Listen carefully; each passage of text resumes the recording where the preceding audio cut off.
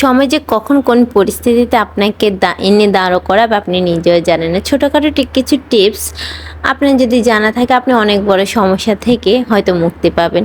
শুভ সকাল, নমস্কার। কেমন আছেন সবাই? আশা করি সবাই খুব ভালো আছেন, আমিও খুব ভালো আছি। আশা করি পুরো ব্লগটা জুড়ে থাকবেন। কিছু ছোটোখাটো টিপস আপনাদের সাথে শেয়ার করব। হয় কি, আমাদের অনেক সময় আমরা অনেক রকম পরিস্থিতির মধ্যে পড়ে যাই। এর সমাধান হয়তো আমরা জানি না যে কি করব না করব। যেমন আজকে সকালের কাহিনী আপনাদের সাথে আমি শেয়ার করি। আমি আর আমার মেয়ে রাত্রে ঘুমিয়েছি। আমার মেয়ের কোনো প্রকার প্রবলেম ছিল না, আমি যতটুকু দেখেছি। কারণ আমি তো মা, আমি তো বুঝি।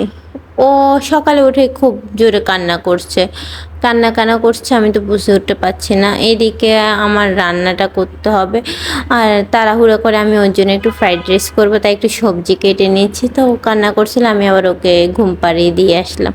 কারণ ওর রান্নাটা আমার তাড়াতাড়ি করে উঠতে হবে, অলরেডি অনেক বেলা হয়ে গেছে। আর আমার জন্য আমি তেমন কোনো কিছুই রান্না করব না। আমার গতকালকের ভাত আছে, ওটা দিয়ে আমি দুপুর পর্যন্ত চালিয়ে নেব। আর রাত্রে গিয়ে কিছু একটা আলু সিদ্ধ তো কিছু একটা করে নেব। যাক, আমার জন্য আমি কখনোই চিন্তা করি না। আমি যেন যখন একা থাকি তখন আমার নিজের রান্নার কোনো ভেজাল থাকে না। মেয়েরটা আমি ঠিক মতন সবসময় প্রপারলি করার চেষ্টা করি। এবার মূল কাহিনীতে আসি। এরপরেও আমার কাছে এসেছে, কান্না করছে। তো আচ্ছা যাই হোক, আমি এবার ওকে খাটে নিয়ে বলছি, তোমার কি হয়েছে আমাকে বলো।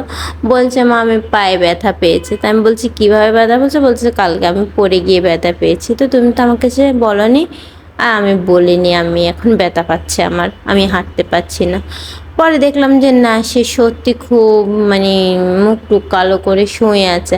আমার মেয়ে খুব ব্যথা না পেলে, খুব কষ্ট না পেলে কখনো বলে না এবং চুপ করে থাকে না।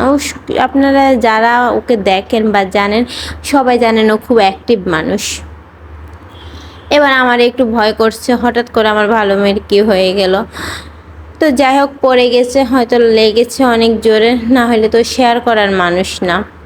এবার কি করব আমি কিছু বুঝে উঠতে পারছি না। পরে ভাবলাম যে না, আমি আমার হালকা টিপসগুলো শেয়ার করি।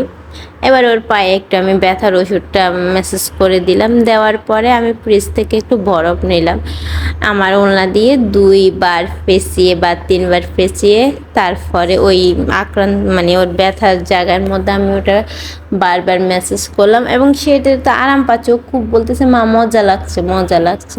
তা আমি বুঝলাম ঠান্ডা জিনিস তো, তোমার তো মজা লাগবেই।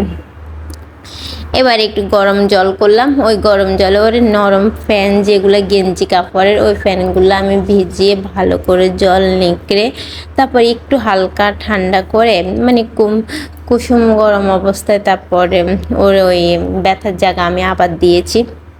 একবার বরফ দিচ্ছি, একবার গরম চেকটা দিই। গরম আর ঠান্ডা চেক পর পরে উলট পালট করে দিলে হয় কি, ব্যথাটা খুব সহজে সেরে যায়। আমি নিজে জানি। এবং আমি ওকে কিছু দেওয়ার পরে আমি বলছি, মা তোমার এখন কেমন লাগছে? তো কিছু বলছে না, কারণ সাথে সাথে তো ওটা আর ভালো হয়ে যাবে না, ছোট মানুষ। এর কিছুক্ষণ পরে দেখলাম যে ও একটু হাঁটছে, খেলা করছে, আমার সাথে কথা বলছে, আবার আমার সাথে একটু মজা করছে। আমার মেয়ে আবার যখন ভালো থাকে তখন সে আবার আমার সাথে খুব বেশি দুষ্টামি করে।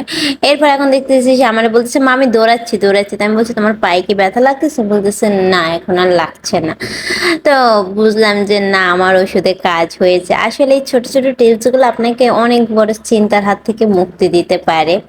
আজ এ পর্যন্ত, ভালো থাকুন, সুস্থ থাকুন, সুন্দর থাকুন। কাল আবার দেখা হবে। নমস্কার।